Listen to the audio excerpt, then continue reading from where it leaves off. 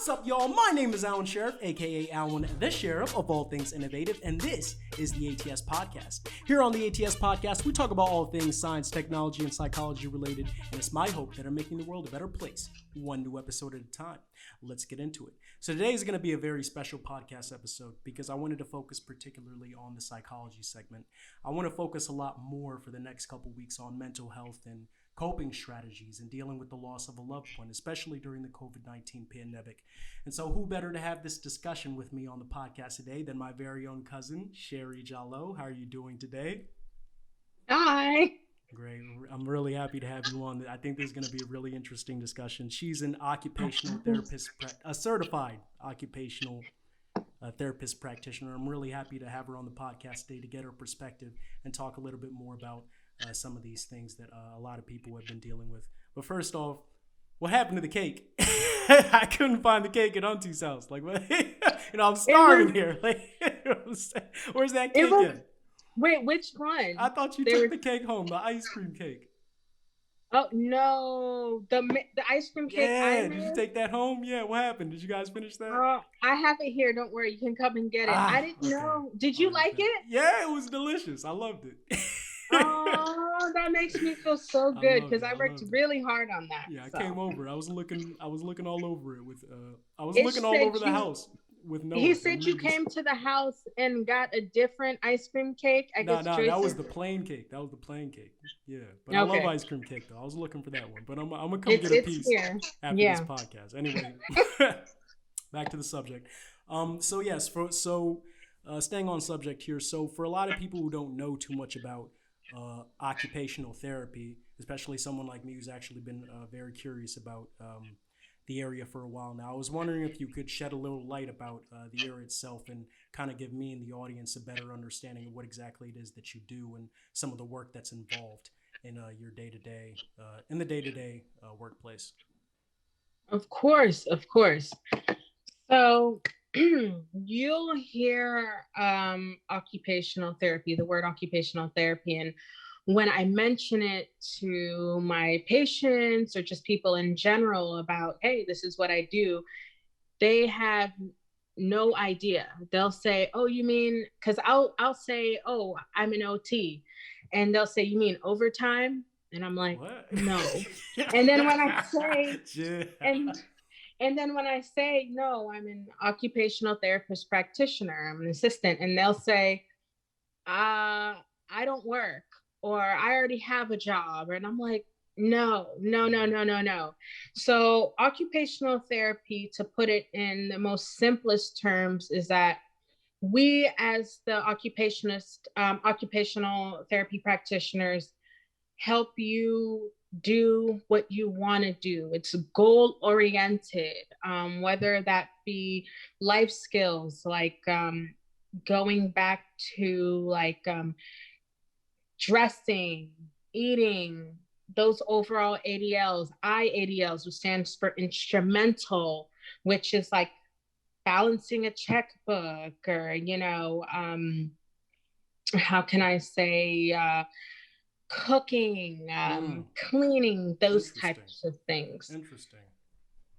We also deal with social, getting back out in there, getting back out into the real world, interacting with people, which I love that primary area, which is, we also use that word in our mental health part, because there are different parts in occupational therapy, which is called psychosocial.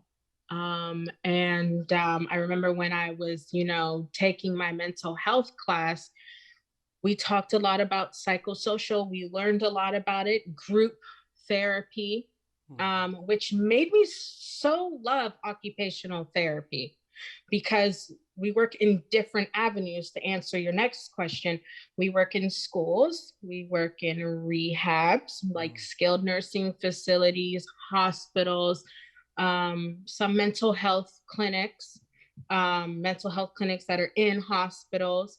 So we do a lot, and we are in a lot of areas, which is great. And I love it. It's involving. And I just feel like, me being an advocate and so strong about my field, it's like I want to express it and explain what occupational therapy is to so many individuals so they can understand and utilize this more.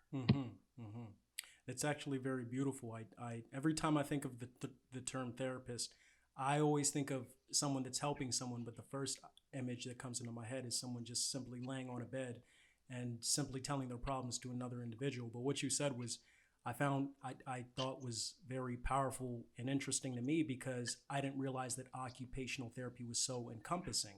It encompasses various aspects of life, as you just mentioned, with cooking and learning how to help people with their finances and such. It's actually very powerful when you phrase it that way.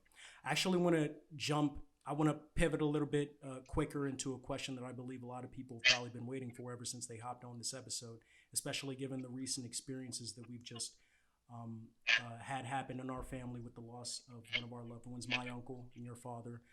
Rest in peace. And it's had a huge impact on both of our lives. So it just leads me into my next question. What are some of the coping strategies that you found that have personally helped you deal with this loss, and would you say that compares to some of the research that you probably found on how people also help, on how people in your field generally provide advice with regards to coping when it comes to losses in general? I don't know if I phrased the question correctly for you, but I'm gonna answer your first one, how okay, I'm coping with it. Awesome.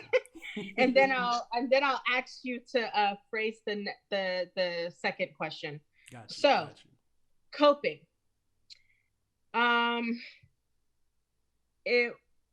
This is probably the biggest hit I've experienced in my life emotionally, and I think for anyone who's lost a parent, because this is someone you've known your entire life, right? Your entire life. Even if it's not like an actual birth parent, like I don't know, how can I say, like if you're adopted, or an aunt or uncle that you take as like a mom or a dad, it's been rough. Naturally, you have your good days and your bad days, and I have my good days and my bad days. More bad because my uncle, my dad, just passed away this March, so it's an open wound. It's fresh, and I have to say the way I've been coping is I've been literally like utilizing the skills that I've learned as a practitioner and just try to put it to good use. However, there are times when I need more. I need to seek someone who is going through the same thing or has gone through the same thing, losing a parent. It's just so powerful, the emotions from day to day that I experience and I go through. Like I can be outside and I'm like, oh my goodness, that guy walking down the street looked exactly like my dad. Like if I turn really quick, it's like I want to run to him, but then I'm like, no, wait. And then I'm just overflowed with emotion. It's whether I'm like, am I going to cry it out? Am I going to let myself feel that, let it out? So my mind's clear, my head's clear, and then I'm sane again. You know what I mean? Exactly. It's just, I've been coping in so many different ways, but different ways where, again, I've learned as, an OT practitioner is writing in a journal, writing just little words on sheets of paper, and like just every emotion I'm feeling, like, I miss you, Dad. I miss you. I miss you.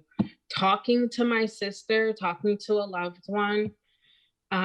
Again, just having that person that's close to you or a friend that's know what you're going through, that can be empathetic. I think that's the most important thing, because there are times when, you have that friend that doesn't know what it feels like to lose a loved one. And it's hard. It's hard for them. And sometimes it's hard for the individual themselves who's going through it to be able to connect. Mm-hmm. And so, yeah, I've just been taking it day by day. And honestly, those are probably one of the highlights of, being in the field that I'm in, is that I'm able to kind of like get myself grounded again, even if only it's like for 30 minutes. Mm-hmm. Mm-hmm. That's better than just completely falling apart. Yeah. I think you put it very short and succinctly there, at least from what I took from it, was that it's not easy and that there's no direct answer. It's more so a combination of strategies that a person can use to get through the experience. But the idea is to just try your best to get through it. So you can sit there and you can cry it out. You can sit there and you can decide to just ignore it and probably focus on another task. There's no direct answer. There's no immediate answer, but it's a combination of things. And however you probably feel the most comfortable going about it in any situation, you're probably saying, have that person do what feels most comfortable to them, if I'm taking from what you're saying is correct. Yes, and a positive output. Because some people tend to feel, when they're grieving, and I think it's called the bereavement process or grievement process. I got to look that up. They feel a lot of anger. They feel a lot of anger. Some individuals, most of the time. And with that, you kind of want to channel that in a positive way, like go running, kickboxing, punching a boxing bag, because there are people who don't know sometimes how to channel that anger, and it overwhelms them. And then it's affecting the other individuals around them, or they're acting out in different ways. So that's why, it's always good for us to learn. And huge advocate on teaching others on how to like positively have that outlet so much, because I felt anger and I still do.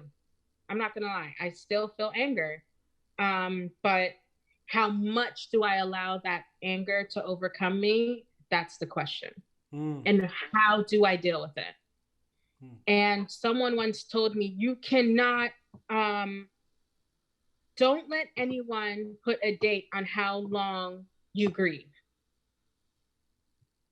You're allowed to grieve as long as you can. Because I literally thought, this being my first time, I was like, wow, is there like a date that I have to stop this grieving? Do I have to hurry up and try and shake it off and like get over it? I'm like, it's the scariest feeling. What is this? Seriously, because in our culture, we have that 40 days, right? Mm-hmm. So I'm like, hold on. After the 40 days, do I need to like snap out of it? Do I need, and then like someone was like, no, are you crazy? You're gonna be feeling this for a while. It's not gonna go away in 6 months. It's not gonna go away in a year. It's not gonna go away in 2 years. So that's what I had to learn fast, because I felt like I was pushing myself too much, and then I was getting angry. So we have to find positive outlets for that. Exactly. Going back to what you said about journaling, I definitely personally think that that's one of the most important things that I think a person, I love that. I love that cover. Mine's really whack. Like, you're making me feel bad, right? Mine has this blank brown cover. No. I got it decorated with stickers or something. That looks beautiful. As you can see, it says A Mother's Journal. My sister, Zainab, got this for me when I had Haven. And I was like, I need something to write my thoughts down before I like explode, because I'm having all these emotions and memories of my dad. I need to get it out. Again, a positive outlet. And Haven, my baby who's crawling, pulled this out on the floor. And I'm like, thank you. So far I've had a few entries, but yeah, this is my book. So if you're wondering why it says that, that's It's just beautiful. I already love the front of it. You're making me jealous because you don't want to see mine. Like, I'll get you I, one. I'll get you one. oh man, just I'll probably decorate mine with stickers later. But no, I really like that I really like that strategy that you use because personally I feel like every single morning when I wake up I want to be able to track and monitor how I'm feeling. And so every single morning when I wake up, literally every single morning, I prioritize writing for at least 10 to 15 minutes about how I'm feeling, how I probably felt the other day, that I want to change, what I want to be able to do to make this day a lot better for me. It's just a constant evaluation of like my mental health. I'm constantly evaluating how I'm feeling and what I can do in order to put my mind in a good position to have a great day. So I think journaling is extremely important, but it really forces me to ask the question because I feel like I've been hearing a lot lately, and I don't know if this is something that's already being discussed a lot more in your field, but going back to what you said about anger and how some people may feel like they need positive outlets such as punching bags and stuff like that. I don't know if there's begun. I don't know if there's a discussion that's began around whether or not those outlets are necessarily positive outlets and whether or not there are probably other outlets that may be considered a lot healthier for people to take. I don't know if those are distinctions that are being made in your field, but based on some of the discussions that I've been having with some people, including my own personal therapist, there has just been some discussion around that. And so I've been wondering if you've heard about this discussion and what your thoughts are on it. So, and let me get this straight. Pretty much discussions about like, hey, is it smart to like go and use a punching bag to get your anger out? Exactly, because some people may ask, oh, is that necessarily a good thing, though? Are you necessarily getting your anger out? You're taking out your frustration on something, and in a sense, not only is it potentially not really getting your mind to a better place, but you may be provoking more violent thought in a type of way. I don't know if I'm phrasing this I correctly. see what you're saying. I don't know if I'm phrasing this correctly, but sort of a No, discussion no, no, no, around that. no. I see what you're saying. Wow. Well, to answer that, I feel as if it's all comes down to the certain individual.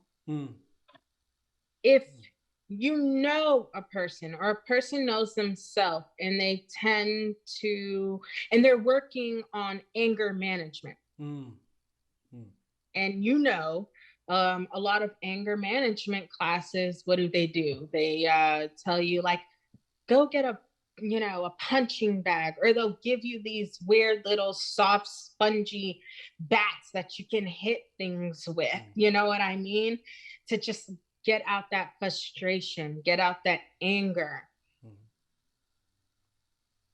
All coming down to that particular individual. If that person is just someone who needs help trying to control their anger, they're not like, how can I say, they're always upset, they don't know why they're mad, and then they tend to have violent tendencies, then I would say, yeah, no, maybe that's not the good, like the good plan to sit there and have them. I see. Let's try a different outlet, maybe running, maybe jogging. It's been known that exercise, any type of like strenuous activity, helps relieve stress. Lighting candles is a stress reliever. Taking a warm bath is a stress reliever. So then you have all those different type of like avenues you can take. But for someone who's like, hey, I'm just, I'm upset, they don't have like that violent history of doing certain things or saying certain things, I don't see why not. Yeah, go ahead and use a punching bag. Go ahead and like take a soft spongy thing and hit things around the room. Again, it's all down to that particular person, their history, that sort of thing. Have I heard discussions like that in the workplace? No, because before the pandemic hit, when we had groups, I allowed my patients to freely, because it's a safe space, one, and two, express themselves. Mm-hmm. Hey, what happens after therapy when you go home? How are you going to cope? How are you going to stick to your being rehabilitated, your exercise regimens? You know, how are you feeling today? That sort of thing. It's just, it was a huge support again, and it allowed them to freely say like how they feel, what their worries were, what they're, you know, looking forward to, what they're not, that sort of thing. And nothing, and I have to say, I personally, I said, you know, when you go home and you're stressed out, or they have individuals, you know, that's going to be taking care of them, so to speak, because there is such thing as like caregiver burnout. They can get stressed. They can, you know, get angry. They can, you know, want to like neglect them. I said, well, to put it all together, how can I say? I tried to explain it to them in the simplest terms, like, you need to take over this is your domain. Take over your domain. You know what I mean? When it comes to like coping skills, strategies, stress relief, like it was all laid out on the table, and it was group effort, everyone going around and expressing exactly like what they want to do, what their goals are, to help them heal, to get them rehabilitated. Did I incorporate like punching bags and, again, you know, like positive outlets? Yes, I did. Yeah. And it was never an issue. That wasn't like ever a discussion. So it is so interesting to me now that that's like the talk. Oh my goodness. No, I mean, because I want to try and put this, yeah, exactly. Like, because I want to be able to, I want to try and articulate this as best as possible. It's not necessarily that this is like a huge discussion that's starting to happen in your field, and that there's some therapists who feel some type of way about punching bags and some therapists who don't feel some type of way. This is me just trying to determine determine which outlets you probably believe are a lot healthier than others, depending on what you've seen thus far and the discussions that people were having behind it. And that's why I've personally thought to myself, and this is just what works for me personally, it's not so much that I would feel a lot better if I went out and just punched a bag. I would feel like, me personally, like, I wouldn't feel too good after that. I'll be tired and angry. But like, for me, it's just like when I'm sitting there and I'm journaling, and I love journaling to death.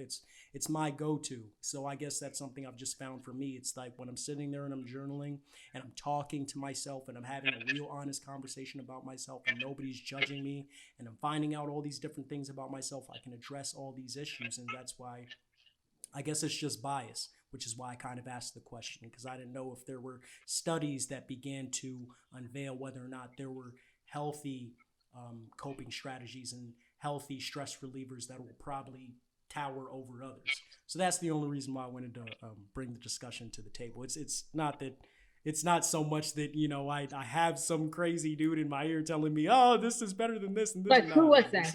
Honestly, for me, it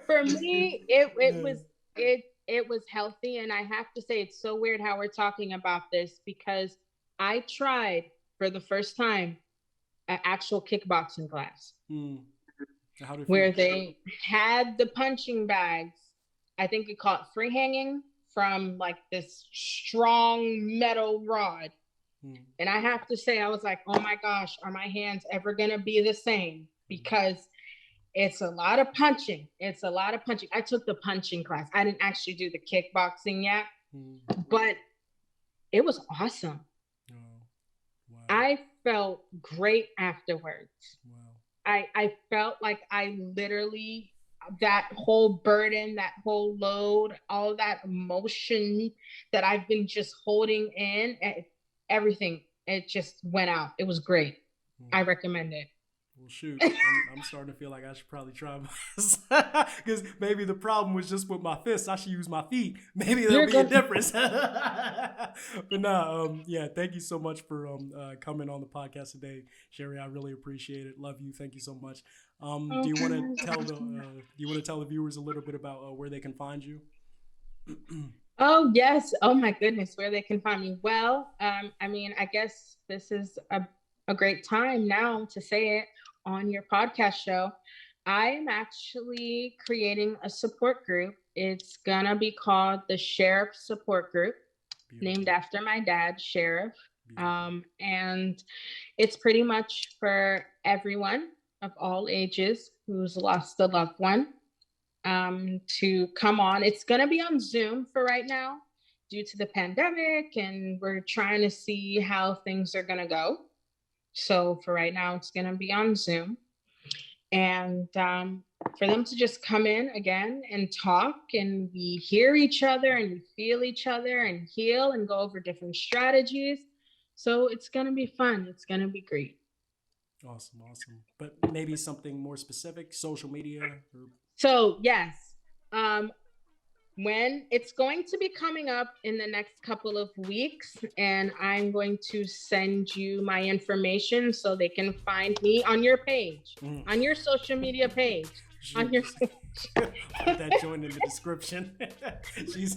So basically what she's trying to tell y'all is I ain't got nothing now, but it's coming. You feel me? We taking our time with it. But no, yes. It's definitely coming together. It's gonna be great, simple. I can't wait. So yes, I will send you the information, and I'm excited for you to post it. So all the viewers out there, please look out for that. Awesome. Well, thanks for coming on again. Greatly appreciate it. Thanks for having me anytime. This was really fun. I enjoyed this.